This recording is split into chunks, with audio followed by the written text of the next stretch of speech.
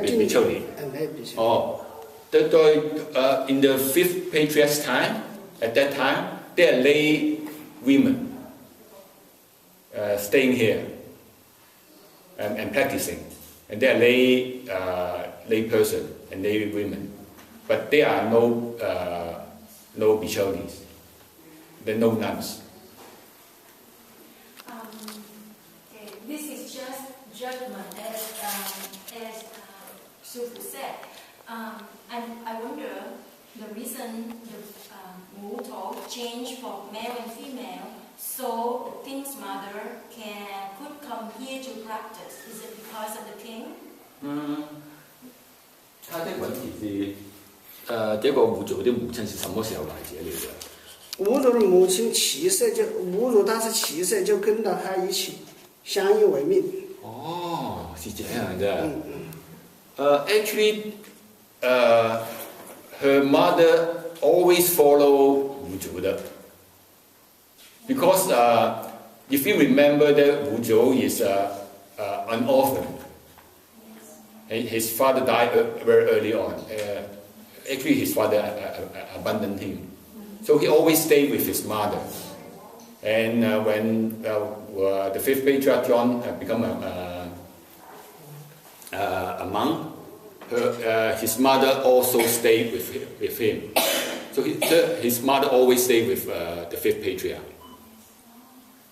But his mother's never become a nun. Okay. 因为吴祖大师没有父亲的。Because he has no father. The Wu Zhou don't have a father. 请问法师，就在这里呢，我想有一点点因缘，就在禅里头的故事，是讲吴祖以前是一位居士，80岁，他来求施主出家，施主说80岁老翁不能当圣人了，他去种松树。所以有一句松树老人的故事，那他再生转生，就来做他自己太太的儿子。这个长故事我不知是虚假还是真的，可是很有名的长故事。这个我们不去考证它的真假，这个东西没法去考证，没法去考证，但是吴祖的身世确确实是个奇观。确实是奇观。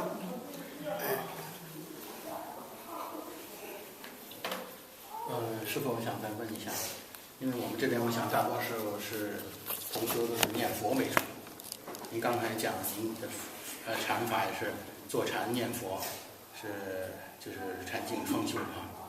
那么在修禅呢，也有4重天，第3重天呢，从禅宗角度来讲是极乐世界，也是极乐哈。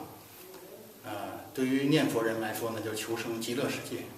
您能不能就是讲一下这两个极乐世界之间的关系或者说不同？我就这一句话很简单：心即在土境，这也是参禅人所必须具备的。参禅的目的是达到明心见性，彻底了。那我们念佛人是会达到心地的清净，一尘不染，是一处同空之相。我们不要去刻意执着去名字、名上的东西。如果实际上名下的东西的话，我们就变成了阿拉耶识的寒禅。阿拉耶识的寒禅。寒禅。这我们就是不好。我们说你能够保持在哪里啊？吴祖大师所说的守本真心，做美的事你清清楚楚、明明了了。这是的。也不是，那是要到极乐世界去，谁到哪里是极乐呢？心境才是极乐。参禅人也是一个目的。要打开合理的系统，必须心地的清净光明，才能显现的真如。Okay, I'll translate very briefly. And the question is the difference between Pure Land practice and the Chan practice. And the master said that the key is that pure mind is pure land. So the key is to make sure that our mind is pure. Otherwise, you try to distinguish which one is good, whether chant is better or Pure Land is the chanting Buddha's name is better, is a delusion by itself. So the important thing is just what the fifth patriarch teach, is that always make sure that your mind is pure. And always be truthful to your mind, and that is the key. Otherwise, if we are always trying to wonder where is the Pure Land, and this is the not the essential point, because a lot of people try saying that I'm practicing chanting the Buddha's name, want to go into the Pure Land. That's not from a chance perspective. It is really that we should purify our mind. That's more important than going to the Pure Land. And that's how the Master interprets it. And this will reconcile the difference between the different interpretation of chant and the Pure Land. So, do you follow me? Okay. So is it the same thing, which means that like no right, no wrong thinking, but different practice, like one is chanting and the other one is meditation? Yes, you can say that. The key thing is to purify your mind rather than to go into the Pure Land. Because if your mind is pure, then it is the Pure Land. Not there's a separate Pure Land somewhere else. It is really your pure mind. Because a lot of people think that the Pure Land practice is that, okay, when I chant a lot of Buddha's name, then I'll go to Pure Land. And they think that the Pure Land is somewhere else. Okay? This is sort of connecting back to the last question about the idea of purity. When we talk about purity, it's about indifference. There's no good and there's no bad. But then in Buddhism, there's still several precepts like abstaining from eating meat, abstaining from ingesting alcohol. Isn't that still being judgmental about certain things? 你翻译一下。他刚刚就是问的问题就是说，就是佛教讲清净啊，清净就是不分别，没有分别，没有什么对错啊，没有好与不好。那为什么佛教又有很多的戒律啊规定啊戒律，就是不能吃肉啊，不能做这个事情啊那个事情。戒律啊，它这种就是防非止恶，防非止恶。因为我们要说做到不是善不是恶的时候，你必须心地的清净，才不会不是善不是恶。我们心地不清净的时候，要随着我们的这个六根六尘如果得不到妙用的时候，我们是在作业。所以戒律的目的就是防非止恶，我们止绝恶念。这是一个很重要的问题。所以你说答这个问题的话，那必须在你明白事物的真相的时候，才能真正做到不是善不是恶的，就是六祖大说不是善不是恶。如果你做不到这一点的时候，也是没法去做起来。Actually, it's very simple. If our mind is really pure, then we don't need all these precepts. But why we need all these precepts? Because our mind is not pure. So that's why when we see that when ourselves, if we think that our mind is pure, then of course we don't need all these precepts because our mind is already non-judgmental. But on the other hand, since our mind is not pure, and that's why we need these precepts to help us. Okay? Okay. 我还有一个问题。等一下好吧，因為師傅很忙啊，因為他的大和尚呢就是不在家，所以呢就他現在很忙，所以呢我們還是問到呢個問題，好不好？Because the master is very busy and there's a lot of work and so that's why we want to ask one more question. Is that okay? 我最後兩個問題啦。法师讲啊，做禅用的时候，心下沉沉的菩萨就出来了，我就讲你那个重复一下子。他说什么老师？你说你今天晚做禅的时候，做禅功的时候哦，怎么样吸气呼吸，然后呼吸出来了，那个你再讲一遍。哦，就是一种方法。哎，第一个就是这个方法就是我所用的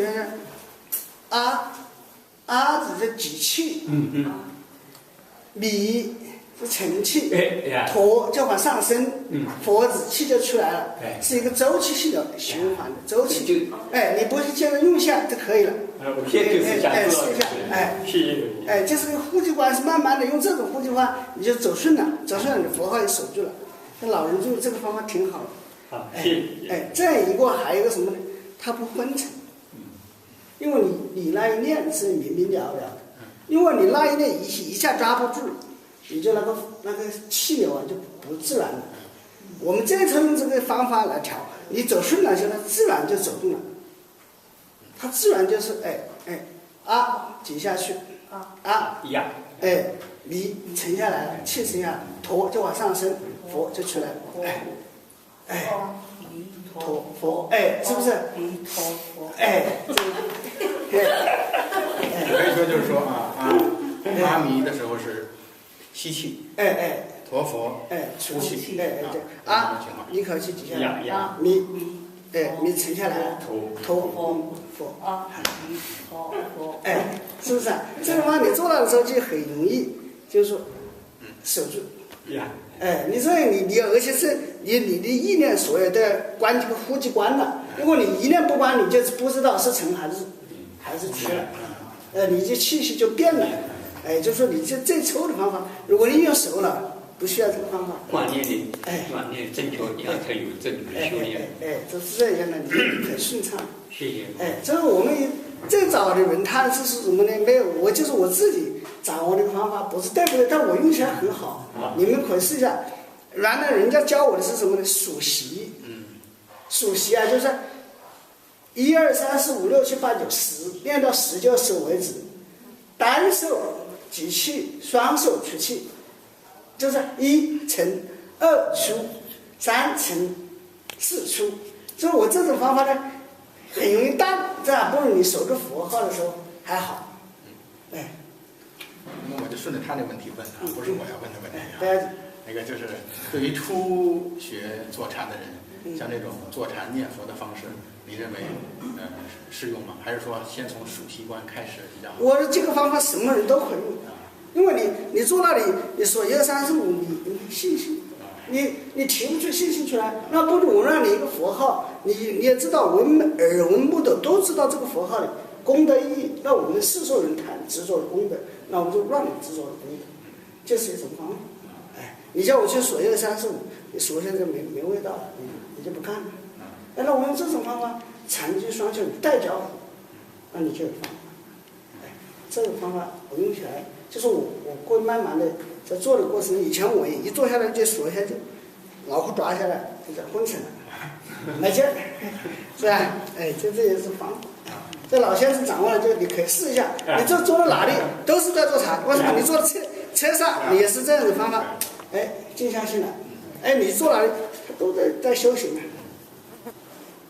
不是说你拿念佛就在念佛，禅那个腿盘下在念，你这无处不坐，无处不进。你这个方法用好了，你这日落始终你都在参禅。One last question, OK？ 就最后一个问题，你问。就是那还是跟那个就是禅与净土相关的问题。对于修净土的人来讲呢，念佛念到一定境界，看到佛来，或者看到观音菩萨来，我认为是比较好的境界